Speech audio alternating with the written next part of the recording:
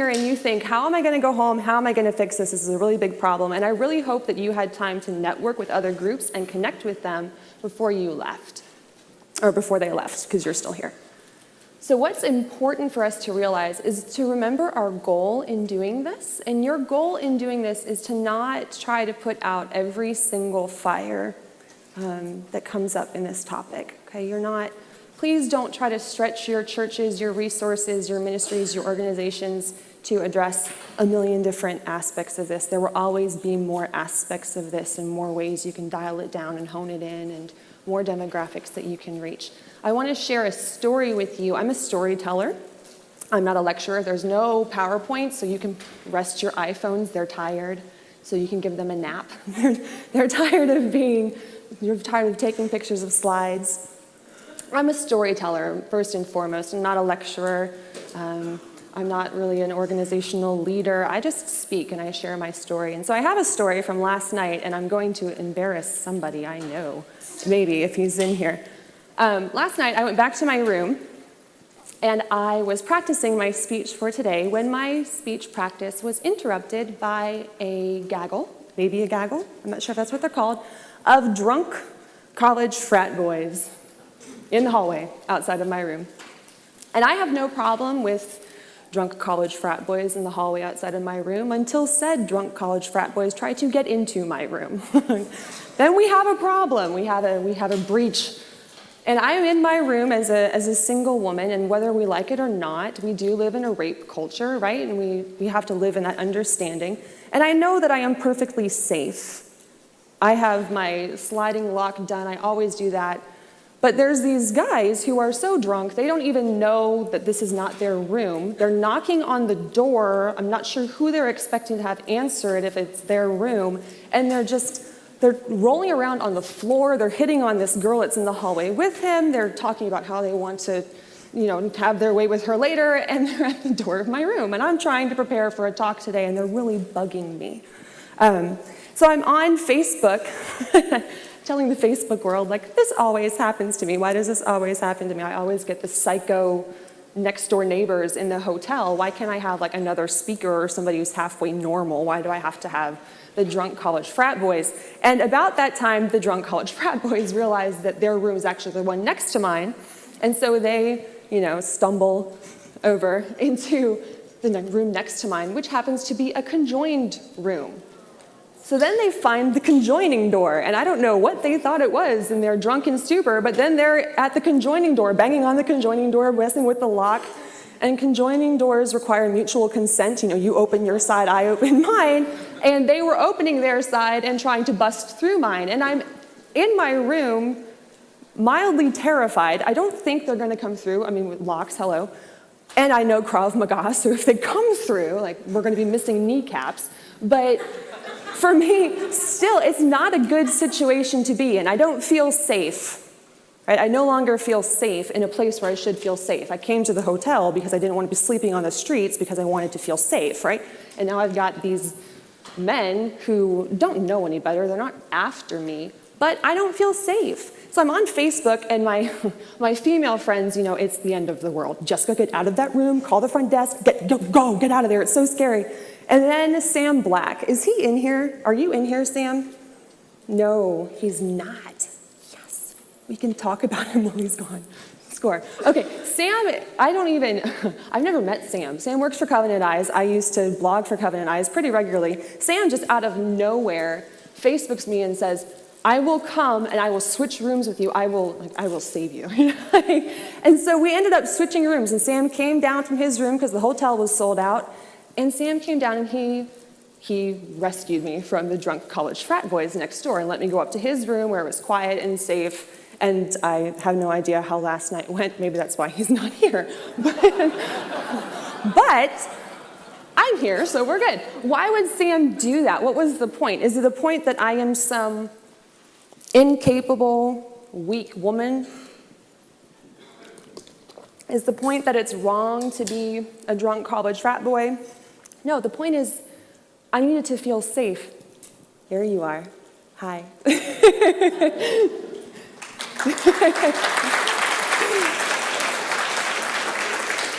He's like, He's like, I don't know what just happened. I got a clapping ovation for coming through the door. But the point is we want to feel safe, and people should feel safe. And so when you're here and you're learning about all this, the point is not to turn around and shut down all of this stuff. There's always going to be bad stuff. And I totally appreciate the work of Nikosi, and we need it, right? We need the law on our side, but we also have to understand that part of what we are doing is defending people. We're walking into situations and saying, this is not safe. This is not right. It's not right for you to feel unsafe in a marriage because your husband is addicted to pornography. It's not right for women to be victimized. It's not right for boys to be victimized. It's not right for children to be victimized. This is not right. And that's when we're coming into these situations and doing something. It's not because we have a problem with it religiously. It's not because we have a problem with it morally. It's because this is not right. And as ministries or groups or organizations, we all kind of take our place in a line, like a wall. If you think about it like a wall. So you defend this portion, and you stand between these victims and the people who are trying to hurt them. And then beside you stands another group who fills in this gap here. There are so many great groups that were here. One of the ones I ran into is Changing Lanes, and their founder has been a follower of my blog for years, and one of the things that they do is they go into schools and they talk to parents about the apps that their teens have. Parents think, okay, we've talked to our kids about this, they know better. Do you know that your kids can get around some things on your phone that you set up? Do you know what kind of apps they're looking at? They fill in these gaps. So you have other ministries here that fill in these gaps. And I want to encourage you to take advantage of those ministries. Please don't reinvent the wheel. And remember that we stand, it's a coalition, right? We're a team. We stand together to defend people and stand up for what is right. It's not because people are weak or inferior or anything like that, but because there are situations that are not right. It is not right for humans to be sold, for humans to be trafficked, and for people to be victimized. It's not right. And that's why we're here. So the official name, the title of my session, is The Rise and Risk of Female Porn Use. It makes me sound so smart. But the reality is I actually just had to pick a title because Dawn made me. I want to talk to you today. I want to share a story. Again, I'm a storyteller. And so if you want statistics, I have them. We know that 1 in 3 visitors to adult websites is a woman. Okay, and it's something that we don't talk about. We just have this script and this dialogue, and I'm thankful for people like Matt Frad and Josh McDowell and Clay and Dr. John Fobert, who put the fact that women struggle into their presentations. If you saw, they mentioned it, Matt mentioned it in his, Clay had it in little parentheses in his. We're starting to start this conversation, but the reality is we're starting it a little behind, right? We're catching up. Because the reality is that 20% of American women, 20%, struggle with pornography. Okay, this is on the rise. And why is it on the rise? Why? We ask why, and we don't ask why like that, right? We ask why like, why? Because we talk about pornography as objectification of women, violence towards women, abuse of children. And then you sit there and you say, women can't do that. This is men. And we picture all pornography users as a creepy Ted Bundy. Right? And so when I say women use pornography, it kind of glitches us out here. Like, I don't understand what to do with this. I don't understand how to process that. And we run down this track, these ruts, if you will. All men who use porn are evil, bad men, and Clay talked about that. We vilify the porn user, and then we victimize the women only. We don't talk about the boys being victims, and we don't ever talk about the women being users. We don't have that conversation. Those lines don't cross. And so we come down this track, if you will, and then we slam face first into a female porn user, and we have no idea what to do with her. Because she doesn't fit in a box, right? Like, she's not fitting the script. You're not following the rules. And we look at her and we say, what is wrong with you? When the real question we should be asking is, what is wrong with our dialogue? What is wrong with how we've set this up? What is going on? That's what needs to change. Nothing's wrong with her. We've been talking about this all wrong. We need to fix it. Why do women watch pornography? Why are they exposed to pornography? Well, their boyfriends are introducing them to it. They're finding it on accident. Their husbands are doing it. They're watching it, and the wives are saying, maybe I'm missing something here. What am I missing out on? And you think, but don't they understand that it's victimization of women? Don't they get that it's so unhealthy for them? And no, they don't. That's not the message they're hearing. That's the message we know, but that's not the message they're hearing. They're hearing it's empowering.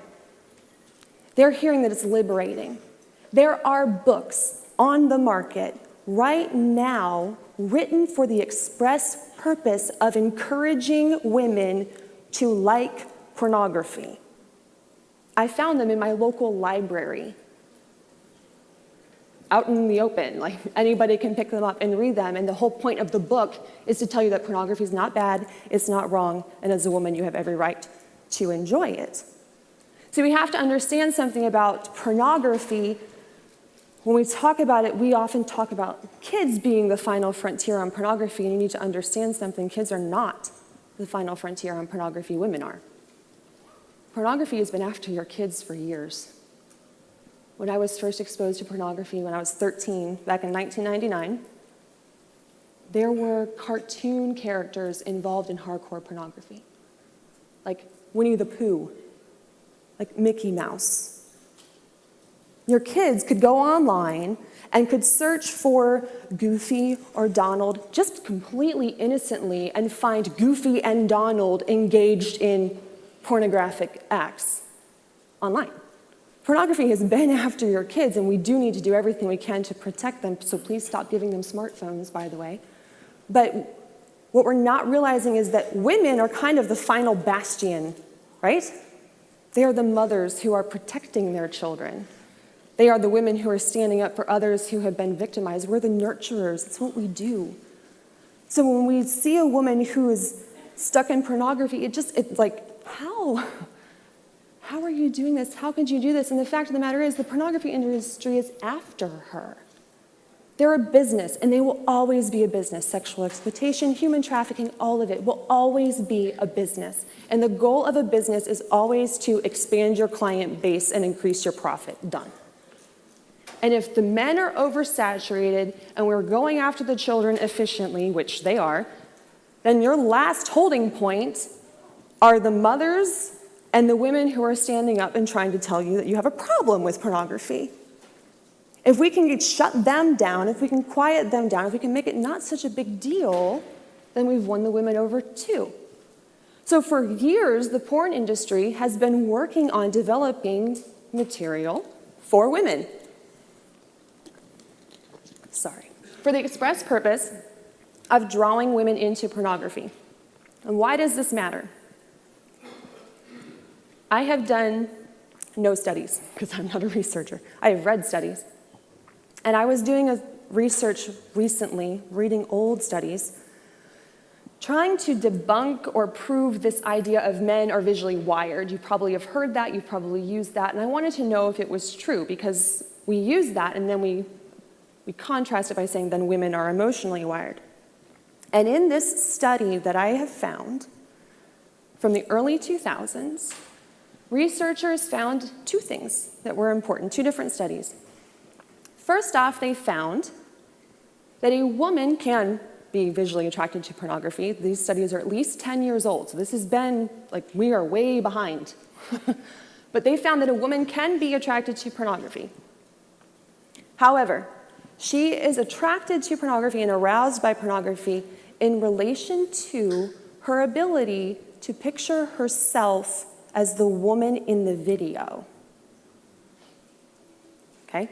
So a woman is attracted to and aroused by pornography to the extent that she can picture herself as being the woman in the video. See, we look at it like consumers of pornography are the ones exploiting women, but we need to understand something, that when a woman consumes pornography, she's exploiting herself, right? She is picturing herself as that woman who is receiving all of that abuse or that violence, and she's getting off on it. Well, obviously, when I was exposed to pornography, I was 13, And one moment I'm watching Magic School Bus, completely by accident. Okay, not, I was doing that on purpose, but I was watching Magic School Bus online. This is like 1999, like dial-up, right? So it was like a 10-second clip, and it took forever to load, right? And then the next clip was pornography. And in a matter of minutes, I had been exposed to, in one video, at 13, I had been exposed to anal, oral, and gangbang sex. 13. I went from not having any idea what really sex kind of was to having way too much information and no way to process any of it. I had been preyed upon by the industry, and that was way too strong, way too strong. But it made me go, where's the softer stuff? And that's what we're finding with people who use pornography. They start with the softer stuff, and then they kind of work their way up. Another thing that the study found, or different study found, was that when men watch pornography, and you've seen this before, you've seen the brain scans of how their brains light up, and how their emotional part of their brain, like the one that makes them want to do manly things, lights up. And that's also where we process like our compassion for people and our that same, the amygdala. Did I say that right? Somebody who's smarter than me? Okay, good. That part lights up for men. A backup study to that, a further study of that, found compared to women, it lit up for men. Guess what part didn't light up for women? Women who are aroused by pornography did not show any activity in the emotional part of their brain. It's shut down. So what are we saying? We're saying that women who are porn users are picturing themselves as the women in the video. They're taking the place of the women in the video, and they feel nothing. It's easy for us to victimize porn users. Clay talked about it. It's easy for us to, vilify porn users. It's easy for us to say, oh, you're horrible people. Don't you understand what you're doing? Don't you see what you're doing to these women? Don't you get it? And we don't realize that the enemy here is not a porn user. The enemy here is pornography. The enemy here is the idea that people can just be beat around, and that it's fun, and that it's cool, and that it's okay. And pornography is, their genius, brilliant marketing plan is to just soften it a little bit to bring women in, because they know eventually they'll get them down there. So we have to understand that pornography is grooming. Do you know what the grooming process is? Have we talked about that this weekend? Yes? Perfect. Pornography is grooming the next generation of sex trafficking victims. We are standing dangerously close to the edge of a generation of women who will be raised to traffic themselves and think that it is completely acceptable and think that it's expected. They're going to think that's what it means to be a woman. I was exposed when I was 13. You want to know what a pornography addict looks like? I had a 4.0, grew up in the church, went to church religiously 3 times on Sunday, 1 time during the week, any kind of big tent, any kind of missions, any kind of potluck, we were there. The theory was if the doors of a church were open, your butt was in the seat. And you needed to be actively vomiting or dying to not go to church. And this is what I was raised up in. I was active in my school. I had a great social life. I was the teacher's pet. I was on the school newspaper. I ran the school newspaper. I was on drama teams. I worked in my church. I served as a vacation Bible school volunteer. I worked in the nursery. I sang in the choir. I went to talent competitions and won. This is what I did, all the while addicted to pornography. Okay, this is what it looks like. It doesn't look like Ted Bundy. It doesn't look like a slut. And that's what we can so often do. We're like, oh, but you is exactly the kind of women that struggle with this. The women who struggle are the pastors' wives, are the Sunday school teachers, are these women. And I walked through my whole life thinking, I can't tell anybody oh my goodness, I cannot tell anybody. My mom will die. My pastors, I don't even know about my pastors. Like, that's not going to happen. Pastors' wives, they're 80 years old. They are going to croak. It'll be over. I'm not killing people. That's not my job. So I went all the way through high school. And by the time I was 17 and going off to Christian college to go on to get my medical degree, because I was a total nerd, I was consumed by pornography. It had taken over my life. It had taught me everything I knew about sex.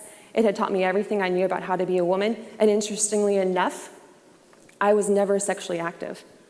I never acted out, ever. Because my mom, growing up, sex was bad. Pornography's not sex. It's a perfectly safe alternative to sex. It's not a big deal. There's no STDs, no babies. I don't have to worry about it. It's great. By the time I got to college, 17 years old, it had consumed every part of my life.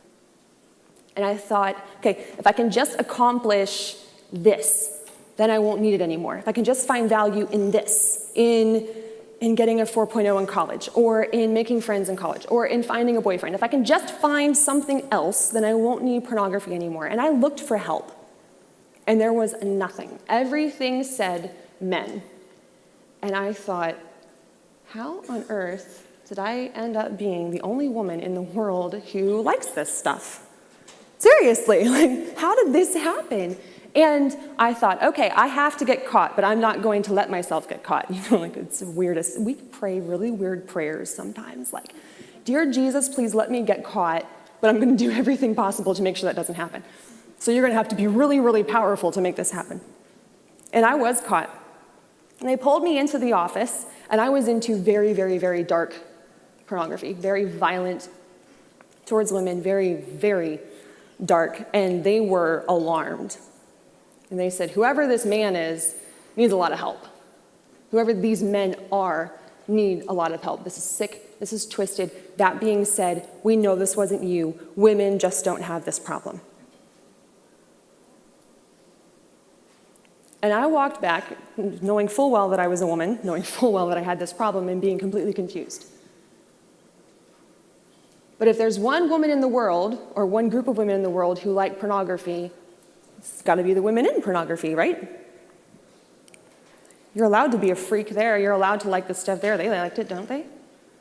So I was 17 years old, and I threw away all of my dreams of becoming a doctor, all of my desires to be a good student, all of my desires to be a good sister or a good child of God or whatever. I didn't look at God. I prayed. I don't see him. Don't worry. But I looked, and I said, I messed up. I'm too far gone. There is no hope for me. I am some kind of freak. I don't think I'm even human. Because if women don't do this, then what do I do? And it was in that moment that I realized I was getting some kind of sick satisfaction from watching other women get beat up and brutalized. And so I thought, the only thing I can do with my life is become a porn star. 17 years old, grew up in the church. And I thought the only thing that I have left, 4.0 student, successful person, and the only thing I have left, the only thing I'm worth is to be a porn star and to be in these videos and to be in the industry. And so I started making really bad choices. I am a very logical person. None of my choices in this time period of my life were logical at all. The next man who liked me on a chat room, I gave him everything. Gave him my real name, gave him my phone number, gave him my address, gave him access to our school's intraweb. He had access to every single female college student at that school because of me. And he asked me for pictures. I was 17 years old, and I sent him pictures. And I hated every last minute of it. And you said, Jessica, why did you do it? I didn't think I had a choice. Because the only women who liked porn were the women who were in porn. And I was never going to get out of it. He emailed me back, said, you're beautiful, and I would have done anything for him. I was 17 years old. Those pictures will never go away. I don't remember who it was, but someone was talking about how women are held captive by their photos. I hate the fact that out there right now somebody could be using my pictures. I produced child pornography. I was 17 years old at a Christian college, good church girl, producing child porn. And I hated every moment of it, but I thought that that's all it was worth. Listen to me. Pornography is grooming the next generation of sex trafficking victims. And what's going to be really mind-blowing is there's not going to be a suspect, right? There was no suspect for me. It was somebody who asked me, and I gave it to him. So how do we fix this? What do we do? Because we need to fix this. What's going to happen is we're going to go out and we're going to close down brothels, and we're going to pass laws, and we're going to do all this stuff, and we're going to turn around, and we're going to fix these men, and we're going to finally have them pioneering, and we're going to have them championing for women, and then we're going to turn around and have women who don't want it. We're going to turn around and have women who want the men to act like pimps, who want the men to act like molesters, who want that because they believe that that's what they're supposed to do. There's 3 steps if you're a note taker. 3 steps, and I have like 3 minutes, so let's go. Okay, NUE. So for something to be, and I just totally made this up on my own, so like don't take this like a sociologist or anything. NUE. We've got to normalize it. It became something normal in my life, right? I did it all the time, and we hear that now, like, oh, it's totally normal, it's totally fine, you're expressing your sexuality, it's not a problem. Totally normal. The next thing that has to happen is the consequences have to be unseen. Okay, unseen victims, unseen consequences. We don't talk about the damage. We don't talk about the women who are hurt. I never heard any of that. It was totally normal. There weren't any consequences. And then all of a sudden, it becomes an expectation. NUE. Every expectation that we have, think about our young men and how we deal with our young men. It was normalized for them. They didn't know the consequences, and now we almost expect that men struggle with pornography. We are almost there with women. How do we fix it? We see them. We see them. That's how we stop this. It's not huge and complicated. You don't need to launch a new initiative. You don't need to develop a new program, start a new, nothing. Just see them. There are so many women who are just looking for someone to say you exist. 20% of women in America struggle with pornography. Every last one of them that has come to me has said one thing: I thought I was alone. How can 20% of women individually all believe they are alone? We're not doing our job. All you have to do is see them. Super easy, and if you've heard me talk before, you know what the answer is. The word and. And I'm so grateful for the men who have presented this week that have included this in their presentations. And. Men and women struggle with pornography. Men and women can be victims of pornography. And. You know, those ruts, all we have to do is connect them. It's that easy. You don't have to revolutionize your ministry and overhaul it. All you have to do is see them. And by seeing them, you acknowledge, I see your struggle, I see your pain, and I'm telling you, you don't have to go this far. This isn't normal. This isn't okay, and we are here to help you. And I want to encourage you, please. If you need help reaching out to women, there is a movement of women coming up through this who are starting ministries for this. And I am here, I've been doing this for 7 years. Crystal Renaud is here with Dirty Girls Ministry. She has been doing this for over 7 years as well. If you need any help wanting to know how to do this, please just come to us, because we do not want to get to the place where we have a generation of girls who are just giving themselves away because they think they're supposed to. And all it takes is just saying, we see you, we know you're there, and we're going to help you.